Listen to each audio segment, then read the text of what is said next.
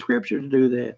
Well, how easy it is for people today to use Scripture to call someone to do things that they ought not. If anyone comes to you and does not bring this teaching, do not receive him into your house and do not give him a greeting. 2 John 1 and verse 10. You know, all these verses here have to do with doing things that are wrong, that are things that are wrong, that are not right in God's eye, and that it leads to things that should not. They lead to sectors, or what they call those things, you know, sects and things like that, and what have you. In November the 18th, 2024, an exclusive new Channel 5 investigation has discovered that those Christian nationalists have set their sights on a remote Middle Tennessee county, hoping to attract hundreds, even thousands, of like-minded people from across the country as part of efforts, in the words of one activist, to radicalize Main Street. Have any of you heard about that? I doubt it. I doubt that you do. You got to go and look into a few things to do that. This group of people, they're calling themselves Christian nationalists, and people are flocking to them. And they've set up shop in Gainesburg, Jackson County. We don't know that. It's not too public, but News Channel 5 has been doing an investigation on it, and they have found out a lot of things. Podcaster C.J. Engel and his views of his Christian nationalist partner, Andrew Isker, are the developers of the movement and the latest area to be targeted by the developers who are behind efforts to establish a far-right Christian national community in the neighboring Jackson County. And this is not nothing that you can't find yourselves. I mean, you get into News Channel 5 stuff, and you can find all this, where they've interviewed these people that are organizing, and they using different names. That one there, that Christian nationalist, is just one name. They use several names to do the same thing.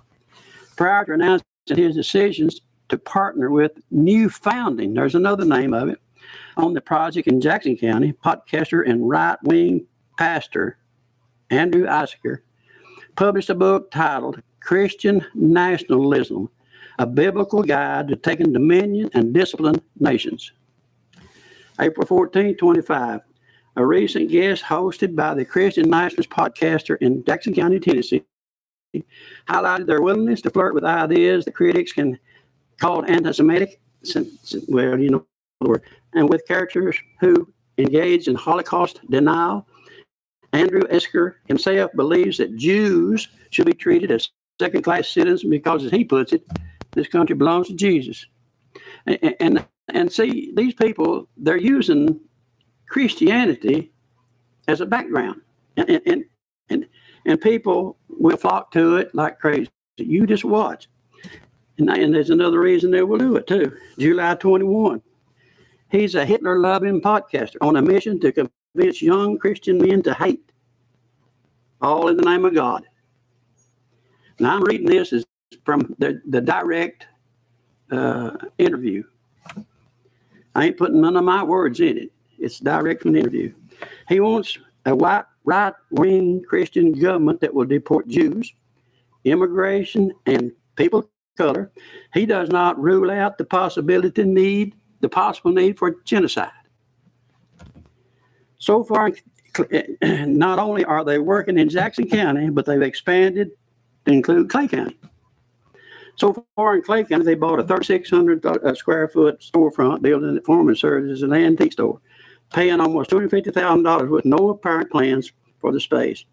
Josh Abatoy, the company manager, here's another name that you hadn't heard, himself said, it's more, now listen to this, it's more attainable to get into civic and cultural leadership in a small town, and it's more attainable to change the local market to make your presence known. See what I'm saying? It's easy to get into these places like that if you're Bible slinging words around, and act like some like the devil was when he was talking to Christ. Use a little scripture. Use a little scripture. Refer to God once in a while. Refer to Jesus. People listen to that stuff. Even though they don't know what they're doing, they listen to it. Ned Fisher, another name, heads the company financing $1 million effort in the Upper Cumberland region, about 90 miles northeast of Nashville. Expressed similar notions. And among the investors is a tech billionaire, Mark Andreessen. He's in California, and he's a tech out there, and he's got, I think he's worth billions. Okay, so they got money. And here's what he said: our goal is something where we actually have the concentration where we can control the town, or in this case, the people there. It's already value aligned, he said. And they call for taking control of townships, school boards, and counties as a first step in exiting what they call the beast system completely. That's the current system of things in our society, and lining way for their system to collapse. The company's manager, Josh Abatoy, moved to Gainsborough to lead the real estate effort. He claims in March 25 interview, we currently have thousands of acres, and ultimately aspire to get up to tens of thousands of acres. The Highland Ridge project, that's another deal that they're doing, and you've probably never heard of that. The Highland Rim project, he added, is designed to draw people from our network into the community that will model a distinct way of life according to our views. That's a housing project that they're doing. Around Gainsborough, Salina, and it even lapped over into the edge of Kentucky just a little bit. It's terrible what the people in this country are trying to do. They're trying to get rid of Christianity. Is what they're trying to do as we know it. Now put it that way. Trying to get rid of Christianity as we know it. And a lot of our officials that we actually vote for to put into Congress and places like that, they're on their side. And they're trying to. Tennessee native Josh Abatoy. I hope I'm saying that right. He's a native of here. He heads Ridge Runner, another name. See, they got these names scattered around, and let me tell you, all over the country. Not necessarily here, but in Tennessee, they've targeted these two places over here, but they're all over the country. Also, is managing partner of New Founding. Now, see, we've got them together here. The conservative venture capital firm backing the Highland Rim project. So that's who's backing it. The Highland Rim project will be the first in a series of aligned communities where residents will share conservative values, can live.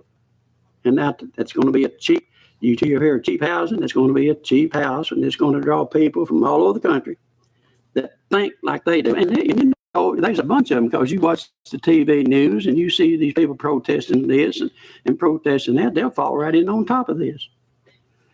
In 25, Mark Andreessen's net worth is estimated to be about $2 billion.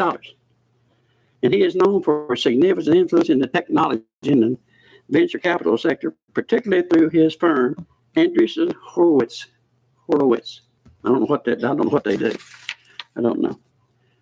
Andrew Isker is the author of A Boniface Option. It's a book. The nationally best-selling team from the widely popular book Christian Nationalist, a biblical guide for taking dominion and disciplined nations, brings you the bona fide option, a strategy for Christian counteroffensive in a post-Christian nation.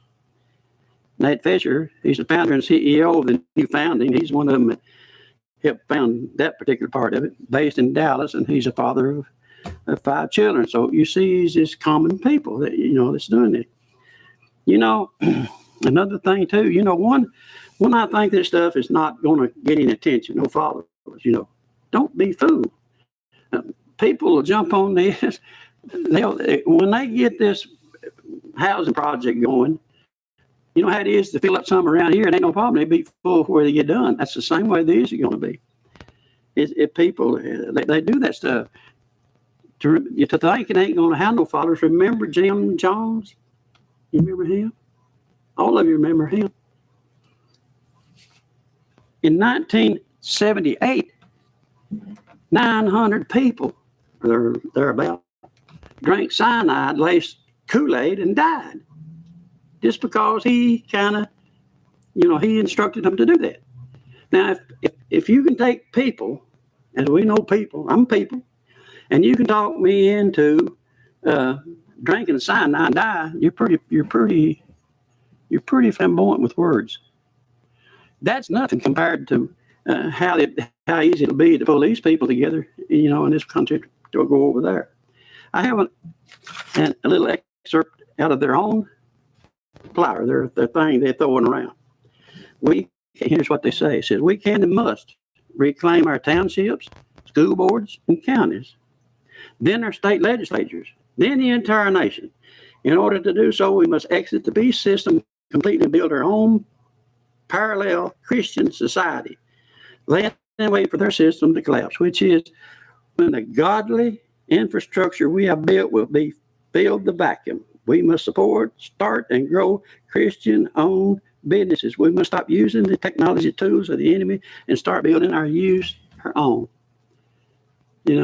That sounds good. It sounds like Christians are going to be doing good. The only thing about it, they're going to be like Paul and some of the others were talking about. They're going to be Antichrist. And he said they're already into the world. And we know that from everything that's going on. And even back at that time when Paul was talking about that, they're already into the world. So now there's more. There's more by many.